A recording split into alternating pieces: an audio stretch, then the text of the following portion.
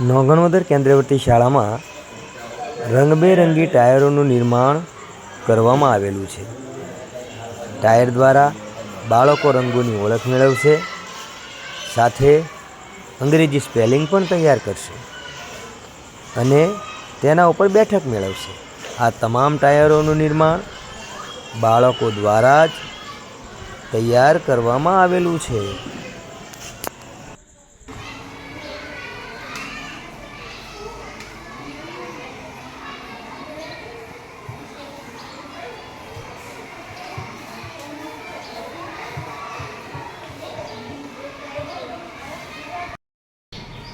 જોવો, તમે જે ટાયર ઉપર બેઠા છો, જે જોવો છો એ અલગ અલગ કલરની ઓળખ માટે છે. શેના માટે છે? કલરની ઓળખ માટે. અને એમાં અંગ્રેજી સ્પેલિંગ પણ લખ્યા છે. આપણે માનો કે આપણને વાંચતા ન આવડતું હોય તેમાંથી મૂળાક્ષર પણ વાંચી શકાય. એટલે આ ટાયરનો ઉપયોગ આપણે ભણવા માટે કરવાનો છે. શેના માટે કરવાનો છે? ભણવા માટે. બધાને મજા આવશે આનો ઉપયોગ કરવાની? મજા આવશે ને? હા.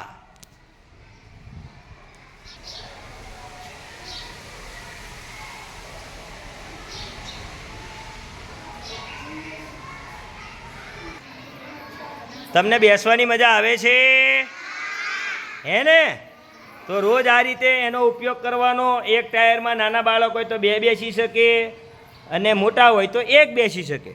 તો આ રીતે આપણે રોજ આનો ઉપયોગ કરવાનો છે ભણવા માટે. શેના માટે ઉપયોગ કરવાનો છે? ભણવા માટે. બધાને મજા આવશે?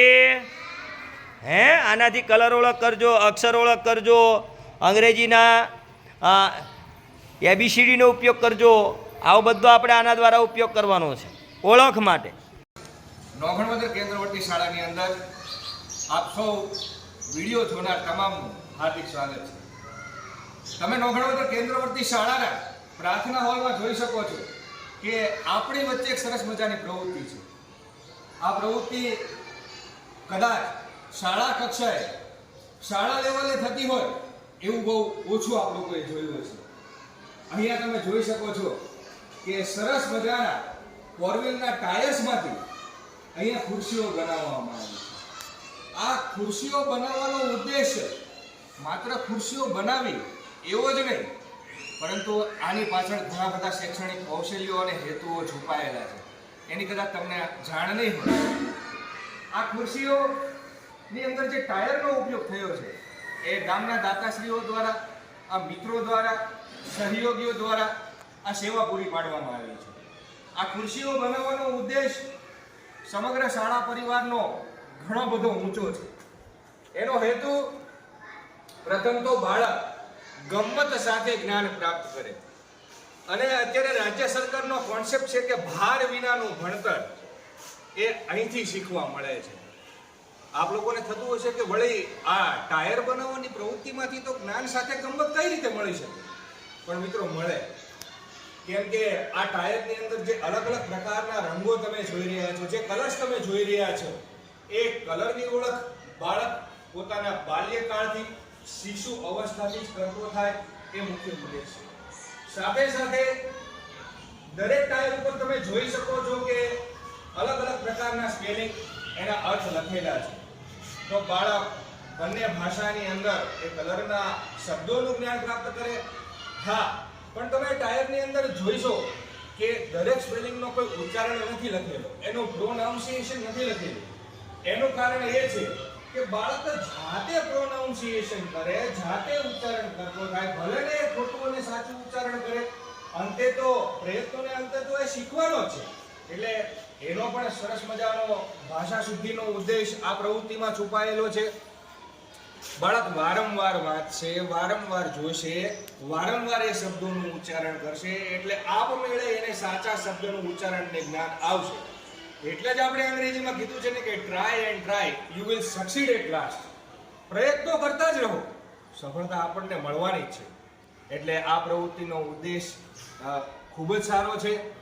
શાળા પરિવારના તમામ શિક્ષકો, માર્ગદર્શક શિક્ષકશ્રી એ પણ આપણી સાથે છે. અને આ પ્રવૃત્તિની અંદર જે કંઈ બાળકો જોડાયેલા છે એ પણ તમે વિડીયોગ્રાફીની અંદર જોઈ શકો છો.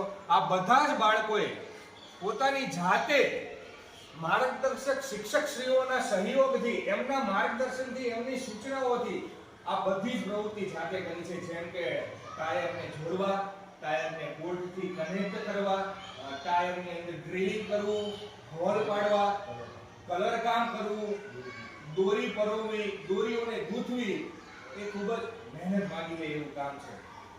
એટલે આપણને જાણીને નવાઈ લાગી કે શું પ્રાથમિક શાળાના આવડા નાના ભૂલકાઓ અને આ બેન તમને જે વિડીયોમાં દેખાય છે, શું આ એ કાર્ય કરી શકતા હોય છે? પણ હા, ચોક્કસ કરી શકે. અને આપણે કહેવત છે ને કે મન હોય તો માળવે જવાય, we will find a way.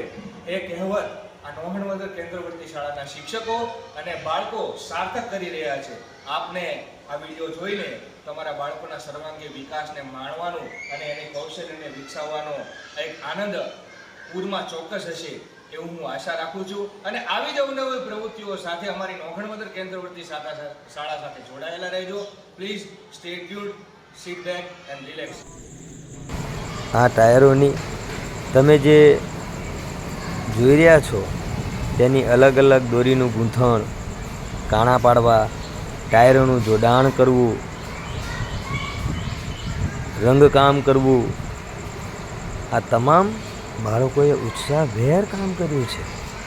તો ચાલો આ બાળકોનો સાથે વિકાસ કરીએ, નવું નિર્માણ કરીએ અને બાળકોના વિકાસમાં આપણે સૌ સહભાગી બનીએ.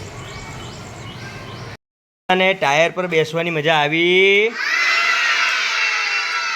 તો એ ટાયરને આપણે સાચવીને બેસવાનું, એને ખેંચાખેંચ નહીં કરવાનું, એનો કલર ન ઉખડે એના માટે કોઈ પણ પ્રવૃત્તિ આપણે એની ઉપર કરવાની નહીં.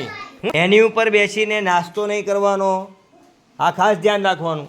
ખાલી એમને બેઠવા માટે જે બનાવ્યું છે. શું કરવા માટે બનાવ્યું છે? બેસવા માટે. તો તમે બધા એનો ઉપયોગ કરશો? હા.